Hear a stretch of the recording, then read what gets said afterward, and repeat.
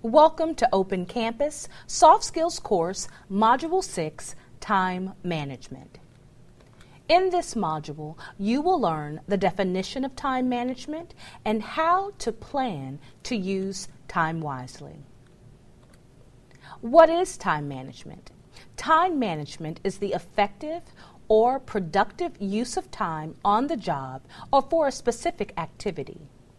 In this module, we will focus on two areas of time management: using time wisely and using time professionally.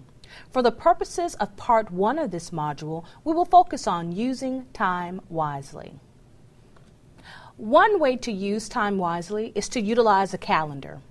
First, decide on which type of calendar system works best for you.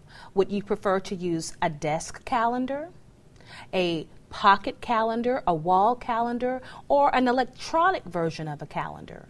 That would be the first thing to do, is to decide on what's the best fit for you.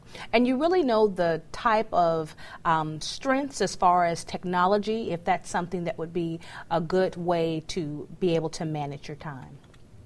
Organize your daily, your weekly, your monthly, and even your yearly work activities in order to be more efficient. Those items should be indicated and listed a part of your calendar system.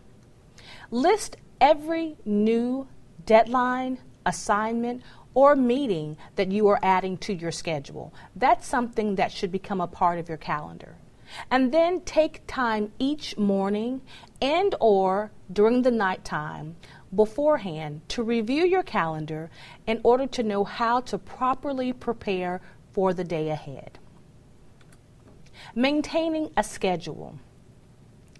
Maintaining a schedule will allow you to work more efficiently with the use of your calendar because you're able to establish a schedule with set times for daily activities. That include your personal activities as well as your professional activities. Also, you will be able to add important tasks, projects, or appointments that you've listed on your calendar. You can then add them to your regular schedule.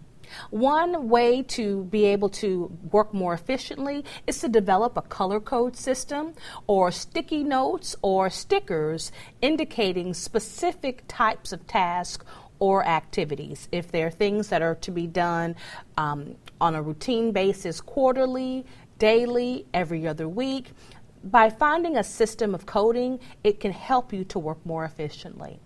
Also, being able to organize your schedule by avoiding overbooking and overcommitting yourself. With a schedule, working together with your calendar, you could then be able to keep yourself from overcommitting and making your appointment schedule too tight together. It's important to check your calendar before agreeing to do anything to verify that the time is available. Now we're going to take a look at a sample schedule and a sample calendar to see how they can work together. If you notice here, we're building in our sample calendar. We're building in your personal as well as your professional activities. For instance, getting up at 5 a.m., you have an opening of the activities to do at 5:30, getting ready at 6 a.m., and then you have activities that you can build in at 6:30. We have then 7 a.m. getting to work, and then of course 8 a.m. giving you plenty of time to arrive to work. If we were to look at our sample calendar, there are built-in activities. You can develop your calendar on an hourly structure, or you can look at it from a half day, the first half of the day, your morning, and then your afternoon. But this is just a sample calendar where during that 6 to 12 noon time, you have an 8:30 conference call and an 11 a.m. department lunch meeting. These are things that you would kind of reflect back onto your sample schedule. Are there any conflicts between my regularly scheduled activities versus my calendared activities for a particular day. And as we can see, between 6 a.m. and 12 noon, at this point, there aren't any conflicts based on the sample calendar that we have listed here. And then again, going into your afternoon chunk of calendar time, we have listed here a 3 p.m. client follow-up call. So when you're putting together your sample schedule, you can think about developing your sample schedule or developing your regular schedule in either 30-minute or 15-minute or even hourly intervals so that you can block in those specific activities. Just take a minute. Think about 3 things that you have to do every day. 3 basic activities that you have to do every day. If you think hard, there are the 3 things that should come to mind is that you have to get up, you have to get ready, and you have to get to work.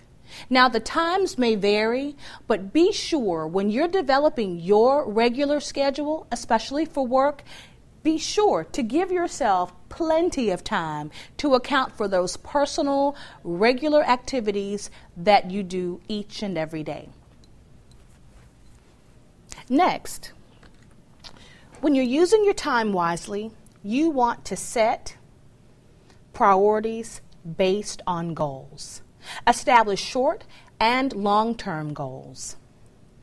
When you're thinking about short-term goals, these are goals that can be accomplished within a week, within a month, within a quarter, but anytime there's a dedicated goal that you can achieve in a relatively short period of time, less than 6 months or a year, is a nice gauge for short-term goals. Long-term goals can be set yearly goals, every 3 to 5 to 10 to 20-year goals. Those are things that can be accomplished over a longer stretch of time.